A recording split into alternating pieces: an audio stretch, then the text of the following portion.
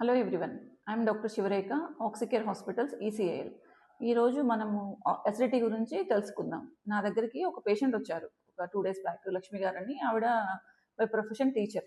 So ఆవిడ complaints ఏంటంటే I tiredness, కళ్ళు బరువుగా ఉండడము, కళ్ళల్లో ఫ్రెష్గా లేకపోవడం, అంటే కొంచెం గుచ్చుకున్నట్టు ఉండడం, foreign body sensation, occasional redness, తర్వాత వాటరింగ్, ఇవన్నీ చెప్తున్నారు.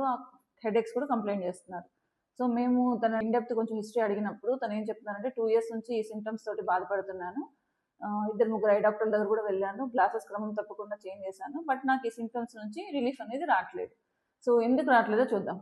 సో తనని మేము కూర్చోపెట్టి డీప్గా లైఫ్ స్టైల్ కానీ తన ఫుడ్ హ్యాబిట్స్ ఇవన్నీ అడిగినప్పుడు మాకు తెలిసింది ఏంటంటే తనకి టీ అంటే ఇష్టం.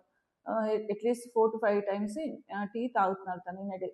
అంటే ఎలాగంటే మార్నింగ్ 7 o'clock ఎంటీ స్టమక్ మీద టీ తీసుకుంటున్నారు, తర్వాత బ్రేక్ఫాస్ట్ స్కిప్ చేస్తున్నారు. స్కిప్ చేసి స్కూల్కి వెళ్ళిన తర్వాత మళ్ళీ 11 o'clockకి ఇంటర్వెల్ టైంలో టీ తాగుతున్నారు. లంచ్ అనేది షీజ్ ఏ హ్యాబిచువల్, అంటే స్పైసెస్ ఇష్టం కాబట్టి ఆ పికిల్స్ అవి ఎక్కువగా కన్జ్యూమ్ చేస్తున్నారు.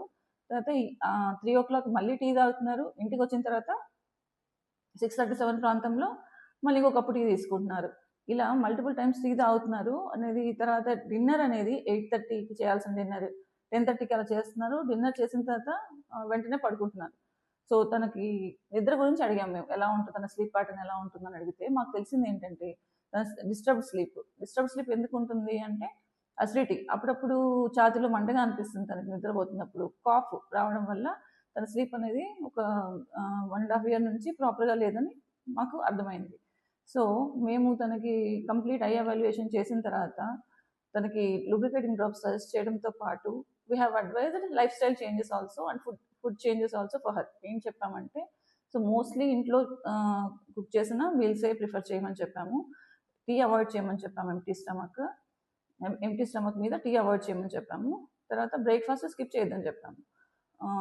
1 to 2 cups ఆఫ్ టీకి లిమిట్ చేయమని చెప్పాము.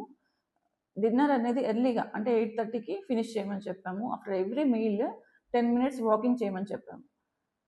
దీంతో పాటు ఆఫ్టర్ డిన్నర్ అంటే 8:30కి డిన్నర్ చేస్తే స్క్రీన్ టైం అనేది కంప్లీట్గా అవాయిడ్ చేయమని చెప్పాము. సో ఇలా చెప్పడంతో తను ఇంకా కొంచెం బ్యాలెన్స్ డైట్, కొంచెం స్పైసెస్ తగ్గించమని, ఫ్రూట్స్ అండ్ వెజిటబుల్స్ ఇంక్రీజ్ చేయమని, పోర్షన్ ఇంక్రీజ్ చేయమని చెప్పాము ప్రతి మీల్లో కూడా.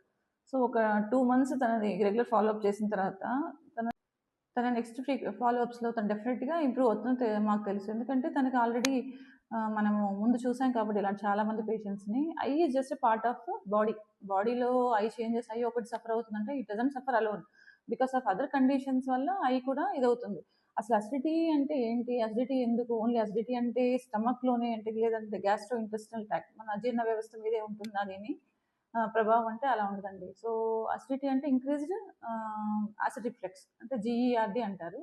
సో దీనిలో ఏమవుతుందంటే మనకి స్టమక్లో ఉండాల్సిన యాసిడ్ అనేది ఫుడ్ పైప్ ఈసోఫాగస్ మీదకి రావడము, అక్కడ నుంచి మన రెస్పిరేటరీ సిస్టంలోకి మైక్రో లీక్స్, లేదంటే మౌత్లోకి సోర్ వాటర్ రావడము, దాంతో teeth decay, enamel loss, sensitive tooth, తొందరగా టీత్ అనేది ఎరోజన్స్ ఉండడము.